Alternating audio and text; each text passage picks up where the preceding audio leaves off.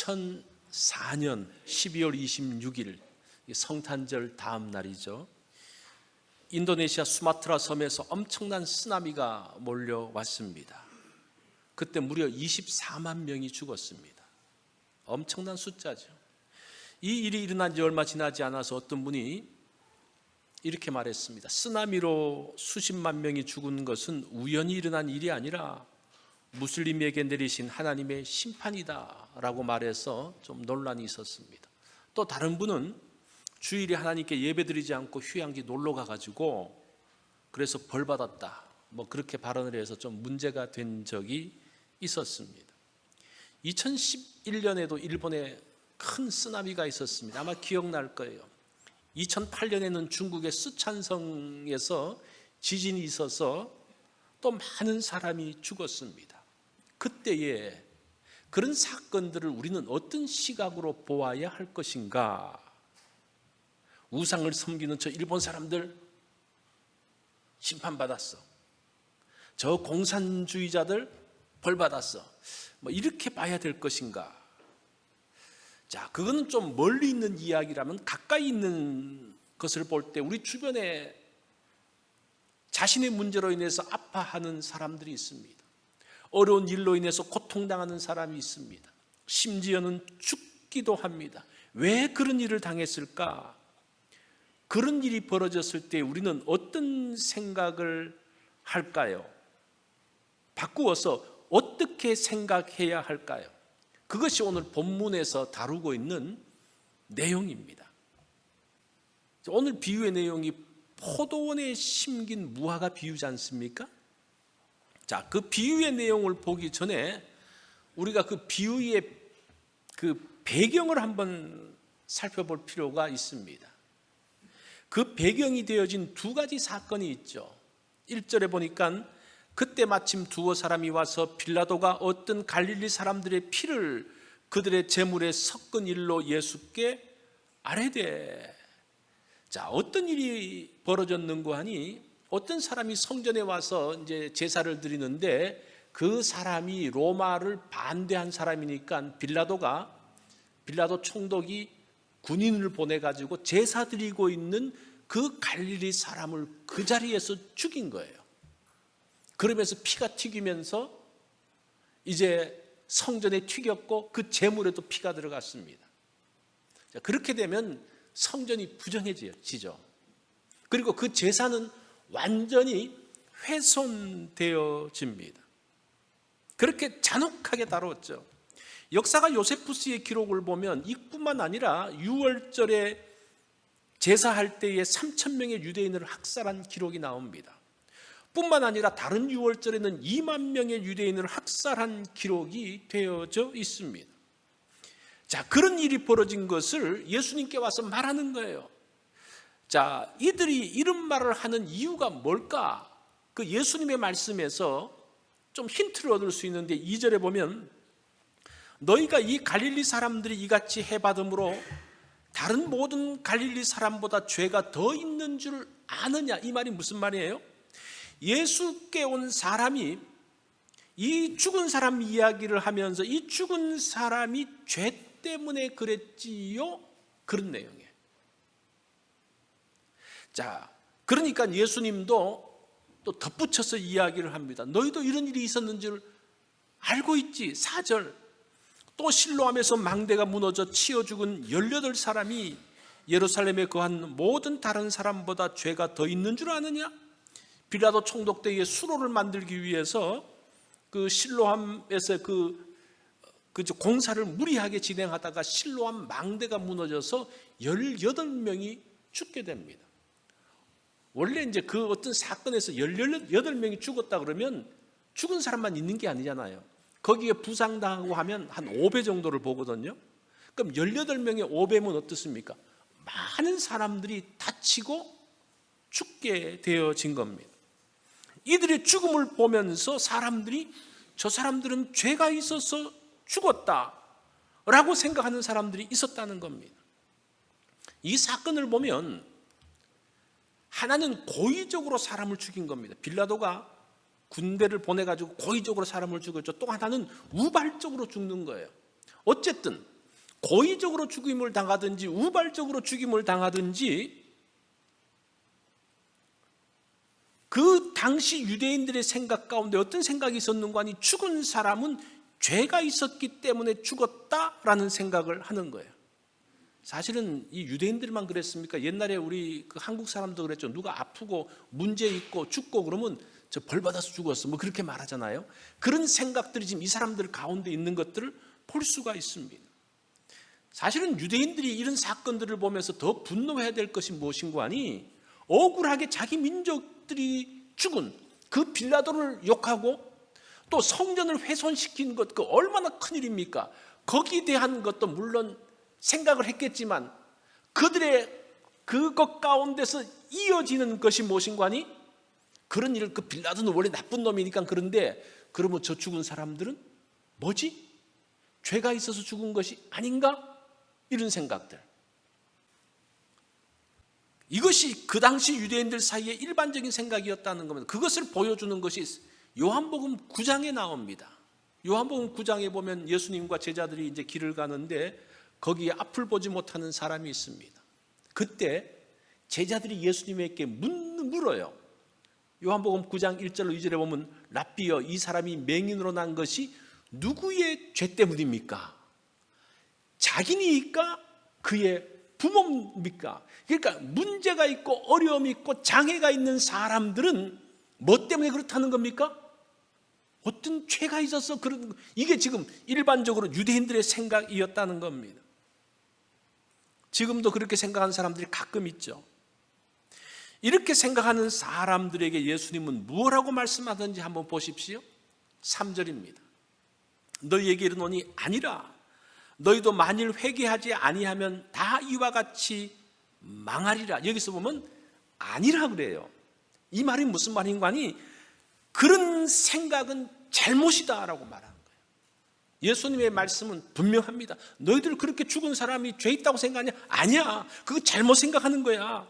그러면서 너희도 회개하지 않으면 다 이같이 망하는 것이다. 이 말은 지금 누구에게 말합니까? 너희가 누굽니까? 예수님께 찾아온 그 유대인들을 비롯해서 그 모든 유대인들을 말하는 겁니다. 그 유대인들이 도대체 누군가? 제가 조금 이따 설명하겠습니다. 자, 그렇게 말하는 사람들에게 예수님이 오늘 무화과 나무 비유를 통해서 그 답변을 해주셔요. 자, 6절 말씀을 다 같이 한번 읽어볼까요? 시작.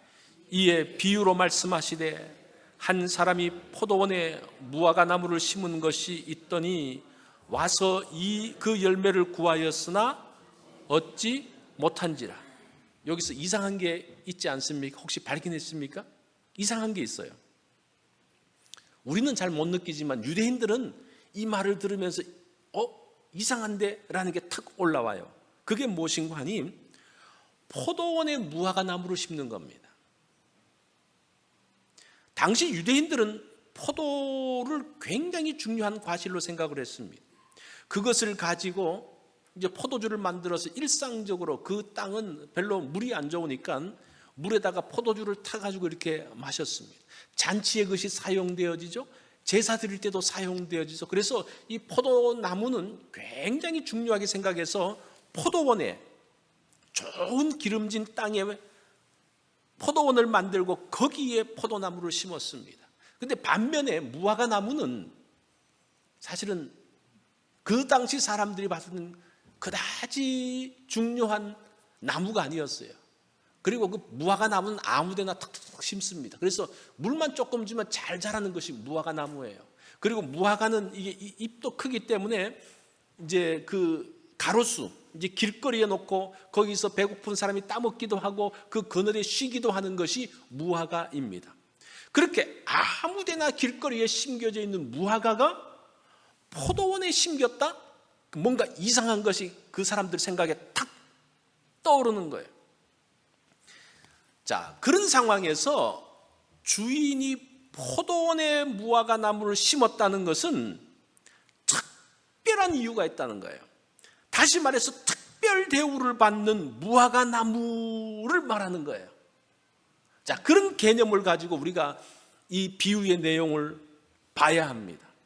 그런데 이 나무에 지금 어떤 일이 벌어지고 있습니까? 7절을 보면 포도원 지기에 이르되 내가 3년으로 와서 이 무화과 나무에서 열매를 구하되 얻지 못하니 찍어버리라. 어찌 땅만 버리가 하겠느냐. 이 나무가 열매를 맺지 못해요. 자, 그런데 여기서도 한번 생각해 보십시오. 우리가 나무를 심어가지고 유실수를 심어가지고 거기에서 그 나무에서 열매를 따기까지 몇 년 걸립니까? 나무 심었다고 그 다음 해에 열매가 열리는 게 아니죠, 그죠? 그 구약 성경을 보면 레위기 19장 23절로 25절에 보면요, 과일나무를 심었으면 3년은 그대로 두라고 이야기합니다. 3년은 자라기까지 그대로 두고 4년째는 그 첫 번째 딴 열매를 다 하나님 앞에 드립니다. 그리고 5년째부터 그 열매를 자기가 따먹게 되어져요. 그래서 여기서 지금 3년을 기다렸다는 것이 나무를 심고 3년을 기다렸다는 말이 아니고 지금 이미 4년의 기간을 통해서 그 모든 것들이 다 끝나고 그때까지는 주인이 건드리지 않고 있다가 5년째부터 열매를 얻는데 그 5년부터 3년 동안 열매가 없었다는 거예요. 그래서 지금 이 나무는 한 어느 정도 된 것으로 예측이 되어집니까?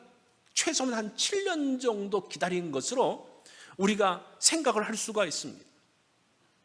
그래서 오랜 시간 동안 특별 대우를 해서 무화과 나무를 심어서 기다렸는데 7년 동안 아무런 소식이 없으니까 주인이 드디어 어떤 결정을 합니까? 그 나무를 찍어서 없애라는 거예요. 주인이 자라지도 않는 나무를 가지고 그렇게 하는 게 아니에요. 충분하게 기다렸습니다. 그리고 그 땅은 무화과 나무를 심는 땅이 아니에요. 특별 대우해서 했는데 거기에 대한 것들이 없으니까 주인이 그것을 찍어버리라고 말합니다. 이 비유에서 무화과 나무는 사실은 유대인을 이야기하는 겁니다. 유대인들은 하나님의 은혜로 좋은 땅인 포도원에 심겼습니다.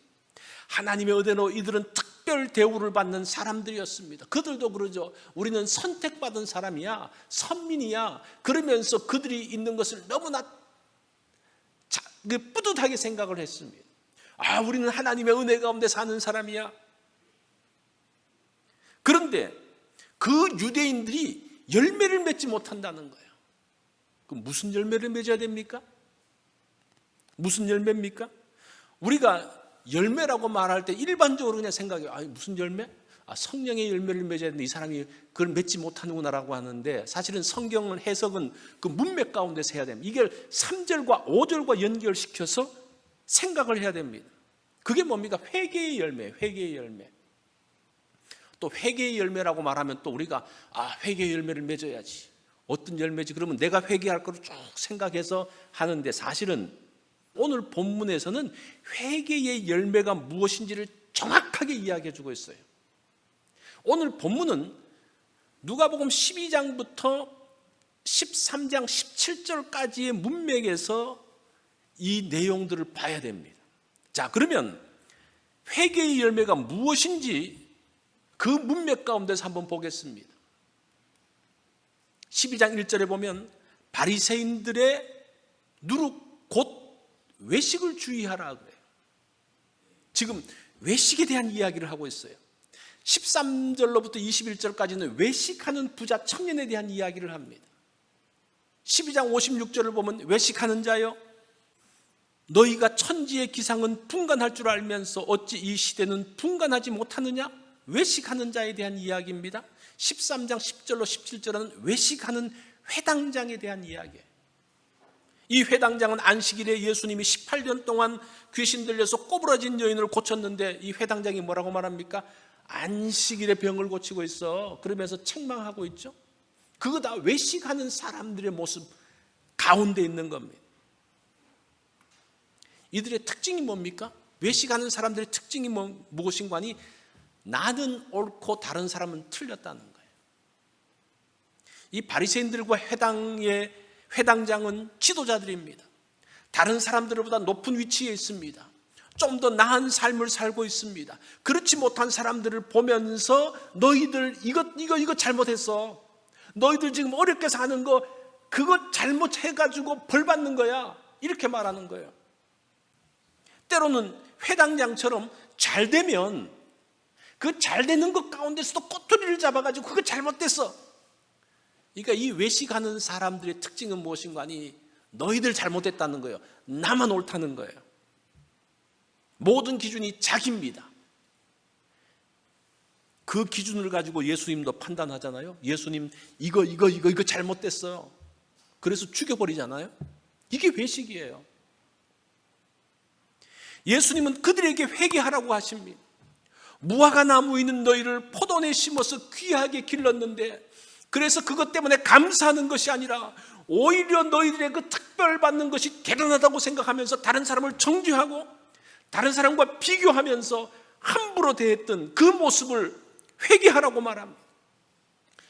그 열매를 맺지 못하는 나무 찍어버리겠다는 거예요.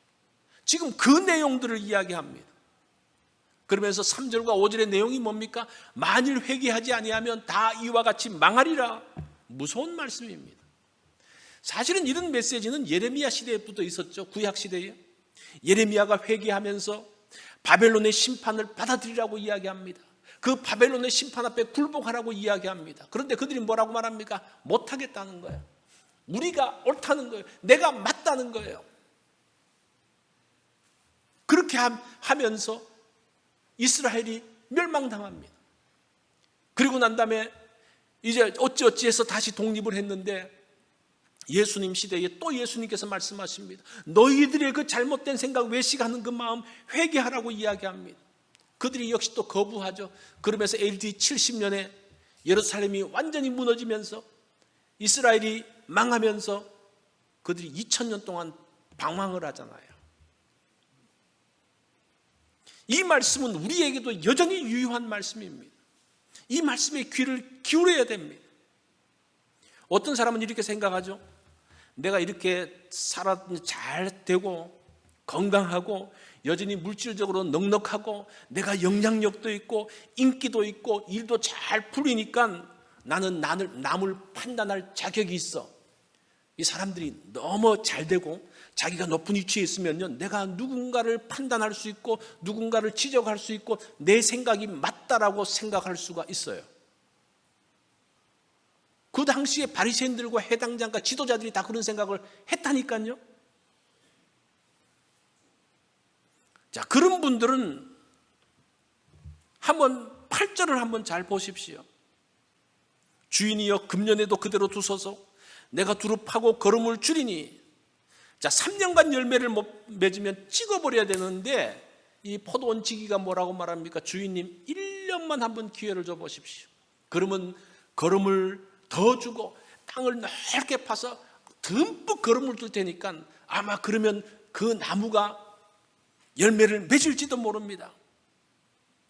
자, 보세요.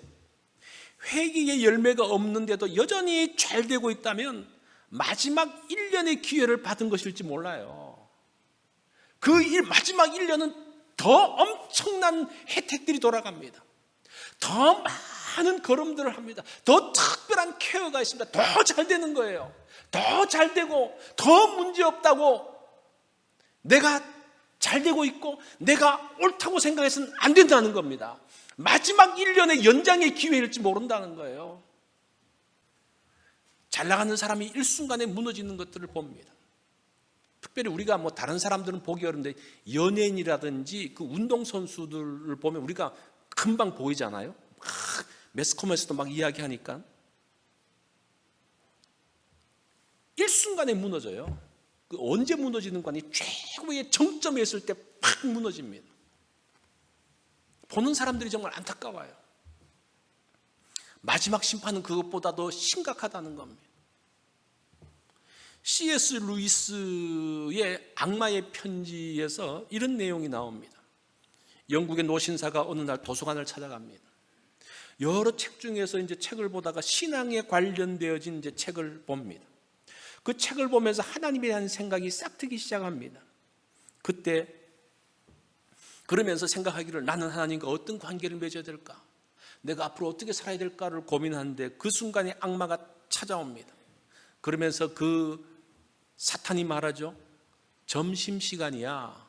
뭘 그렇게 생각해? 그렇지. 점심시간이지. 그러면서 이제 그 책을 덮어놓고 밥 먹으러 갑니다. 밥 먹으면서 탁 앉았는데 또 그 생각이 탁 나는 거예요.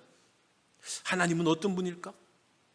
그분과 내가 어떻게 관계를 맺어야 될까? 옛날에는 그래도 하나님과 내가 그렇게 관계가 있었는데, 그때 말합니다. 우선 밥부터 먹어. 골치 아프게 생각하지 말고, 그러면 소화도 안 될 거야. 밥부터 먹고 생각을 해. 식사가 끝났습니다.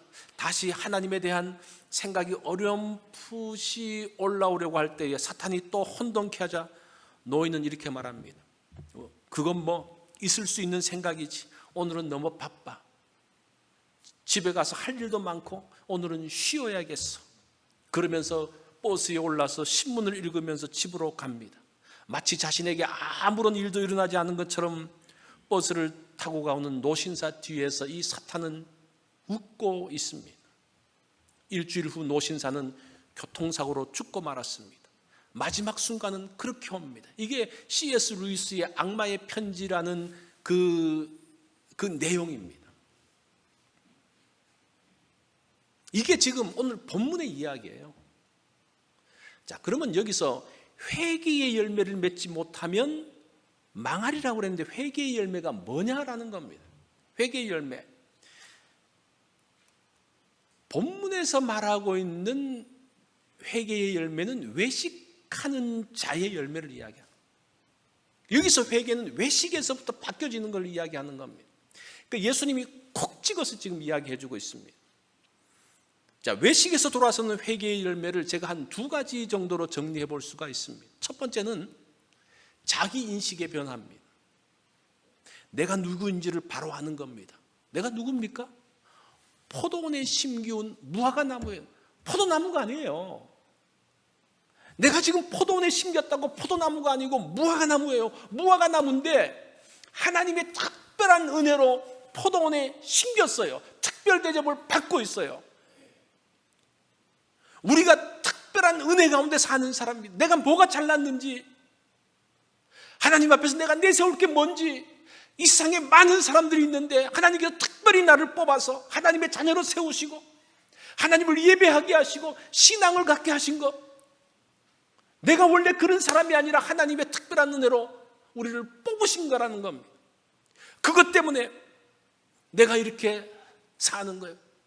아주 대단한 부자는 아니지만 그래도 어려움 없이 살고 있어요. 그래도 건강해요. 큰 어려움 없이 그냥 그럭저럭 살고 있습니다.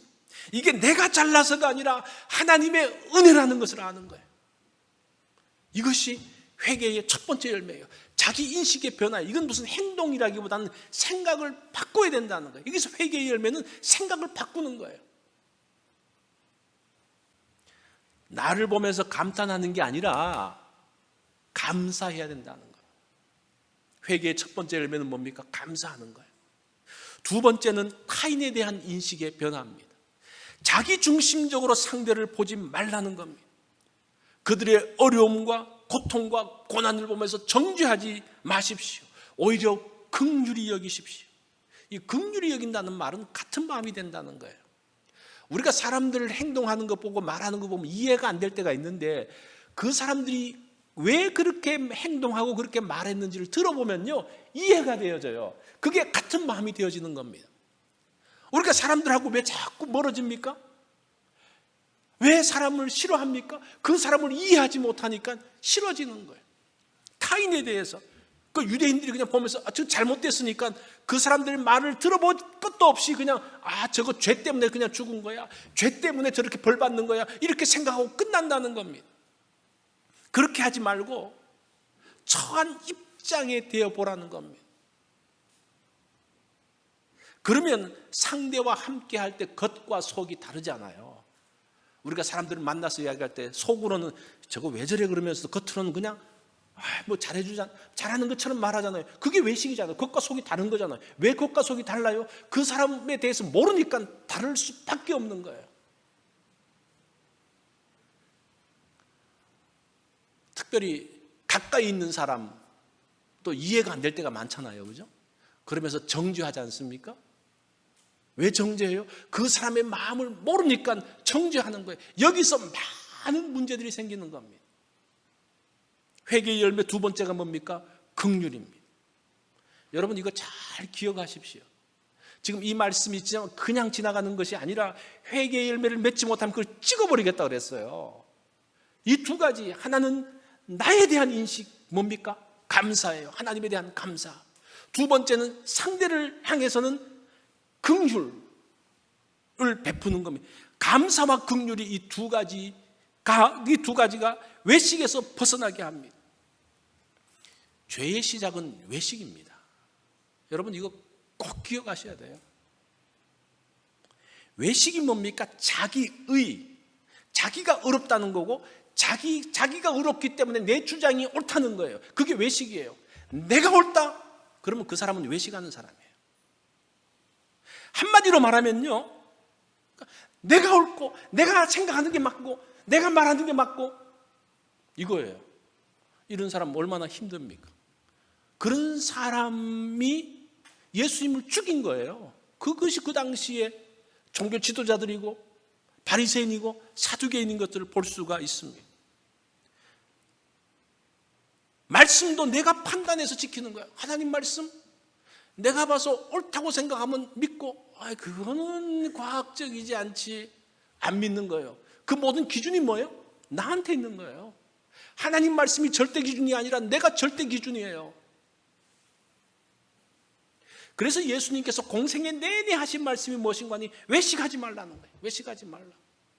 외식하지 말라 그러니까 이게 어려운데 잘 안 와닿는데 그 말은 무슨 말인고 하니 외식하지 말라는 말은 네가 옳다고 생각하지 말라는 거예요.